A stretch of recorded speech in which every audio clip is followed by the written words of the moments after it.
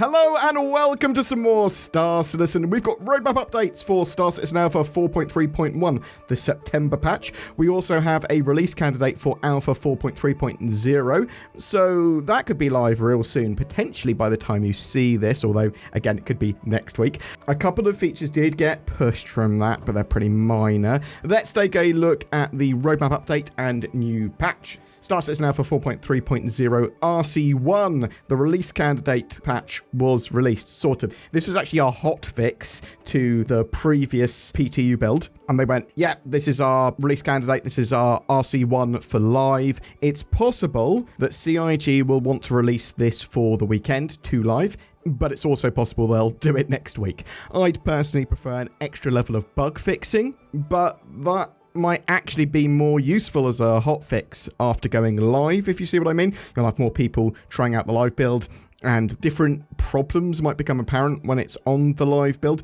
So check out my Alpha 4.3.0 Enter the Darkness feature video to find out what's in that patch in a lot more detail. Also, you do not have to rush to complete the resource drive event. That event is going to be running throughout 4.3 as well. The release candidate hotfix addressed a couple of issues, fixing the ASD delving missions, failing to populate in the contracts manager. That's great because I don't want lots of people in the same area. Further audio crash fixes were made as well, which is one of the main problems with the 4.3 patch, crashing to desktop and client instability due to mainly audio problems. It also addressed a main thread deadlock. CIG are still trying to fix a variety of bugs and optimize before live if possible, and a couple of features have been pushed and removed from 4.3.0. So this is the AI FPS turrets. This was supposed to add anti-personnel turrets for players to avoid or destroy, providing additional PvE challenges.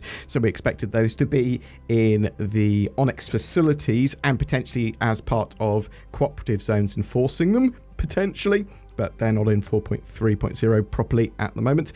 And mission pickup on location, which was enabling new missions to be discovered and added to journals when you approach or enter a designated area. So there are missions tied to these facilities. However, the whole thing is supposed to be more of a sandbox activity with the Onyx facilities, and they wanted it so that you could get lots of different stuff and discover things when you're running around, which these features, AI, FPS turrets, and mission pickup on location, they could appear in 4.3.1. Alpha 4.3.0, that could be turning up for this weekend, or it's going to be pretty soon, whatever. Now, we did have a roadmap update on Alpha 4.3.1 as well. They did delay the medium utility Ambrose armor, which has been pushed to a later date. We don't know when that's going to be turning up. Technically, that's also true of the AI FPS turrets and mission pickup on location. And I suppose cooperative zones as well. They could turn up in 4.3.1. It's possible. Anyway, going back to what we know, NPC dropships. They are now planned for this new September patch, introducing dropships in Pyro, defending outposts and deploying reinforcements when the local population is attacked. It says in Pyro, these are going to be for defending settlements to effectively repopulate them with security forces, but they'll get used for a huge range of things. Heavy utility armor, adding a new heavy utility armor into the game. These are kind of cool because we know that they want to enforce soft classes based on your loadout and gear. This could be a salvage armor, this could be a repair armor, and then you go into those sort of roles a bit more. New hairstyles. They're adding 2 new hairstyles for 4.3.1. There's also the Volt LMG. This is either pronounced the Fresnel or Fresnel, based on your preferred pronunciation. Tell me in the comments below how you'd prefer that to be said. This Fresnel or Fresnel is the new Volt's heavy hitter, a machine gun that ramps up the punishment as it heats up, trading rate of fire for raw stopping power. As it nears peak overheat, it unleashes searing energy blasts capable of tearing through hostile forces with terrifying efficiency, featuring a hefty reload time but with a high capacity magazine. So yeah, heat management with the Volt weapons is one of the things that makes them even more powerful if you can manage that. or if I suppose you're in a cold environment, you can keep them at their optimum temperature for longer. Some other bits and bobs for Alpha 4.3.1 though. We do know it's going to be or at least planned to be, the end of the current regen story arc. They're going to be opening up more wings of the Onyx facilities here. Expect an event tied to all of that, as well as an extension of those sandbox activities there. Expect a mid to late September release. It's also, this patch is going to cover a lot of October, right? Because it'll be released mid to late September, and then it will go on into October. October is Day of the Vara. It's Halloween for Star Citizen. There's events and stuff that are going to be going on. It's also the run-up to CitizenCon. This patch may very well be the patch that is running during CitizenCon as well. So sort of bear that in mind, because they might announce new ships and vehicles and that sort of stuff too. CIG want this patch to be good because of all that. There's free flies, there's the ship showdown, there's a load of stuff going on, and CIG want this patch to be as playable and as mainstream as possible. I mean, that's true of all the patches, but especially so now. Expect more Wicklow ships as well. Expect more ships in the ship shops. You'll see a new ship or vehicle or 2 or 3 throughout this patch cycle. It's also possible they won't release a new patch in October beyond like a mini hotfix or a mini one. And some other stuff could turn up in that 4.3.1 patch with cooperative zones, FPS turrets, mission pickup on location, lots of stuff like that, and just new missions, events, and that sort of jazz. Now, we did have a progress tracker update as well. Assumedly, this is going to be looking at 4.4 and beyond for the most part. CIG said, we've made a few additions to the progress tracker, but as a reminder, when progress on a deliverable is marked as complete, it doesn't necessarily mean it's ready for release. It may still require downstream support, transition to another team for further work, or other additional steps may be needed before completion. So here I'm going to tell you the new things that were added or updated here, and when their current work that they've got planned is supposed to end. Item expiry, enabling functionality for items such as keys to now have an expiry timer, after which they are rendered non-functional. This has work going on into mid-August. For some reason, I have it in my notes as being in 4.3.0 or 4.3.1. We'll have to wait and see if that is actually true.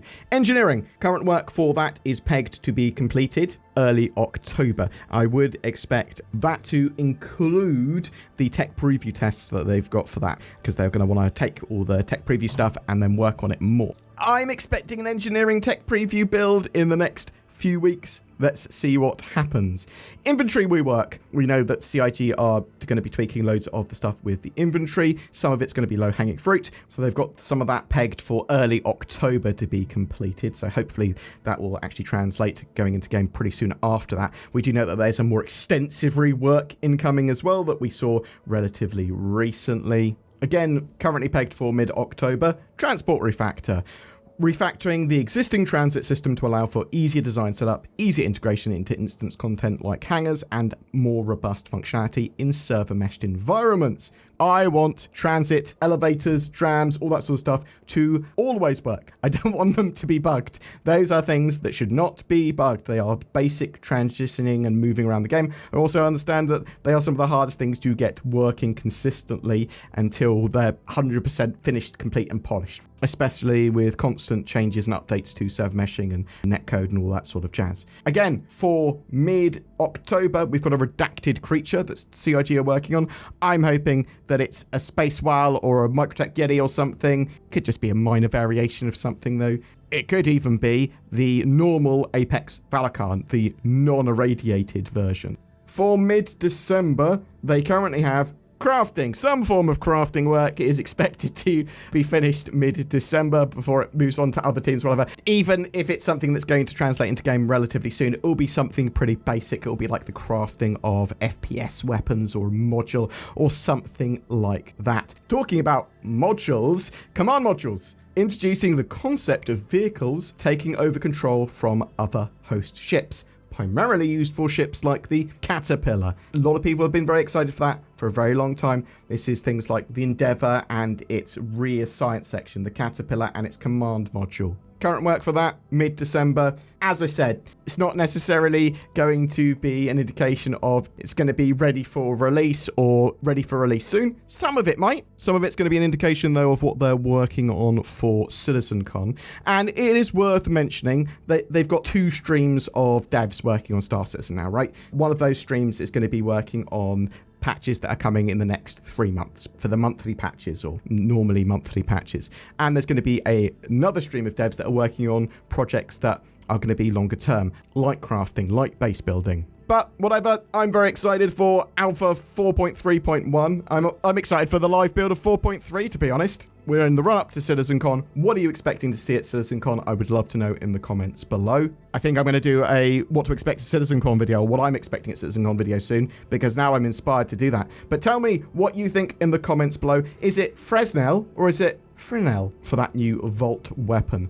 Are you looking forward to anything in particular for 4.3.1? Are you disappointed that AI FPS turrets or mission pickup on location have been pushed from 4.3? Are you excited for NPC dropships turning up in Pyro and CIG expanding out that gameplay mod? I know that CIG are working on NPCs and vehicles as well, and that is something they want to get in the game. So that will be them using ground vehicles and that sort of jazz in the not too distant future. Something that you can do in the not too distant future is click the links down below for NordVPN or go to nordvpn.com/BoredGamer. What's that? A VPN for better accessibility, security and privacy on the internet? Don't mind if I do. Big discount by using my link. Help support the channel. Well, thank you very much, NordVPN.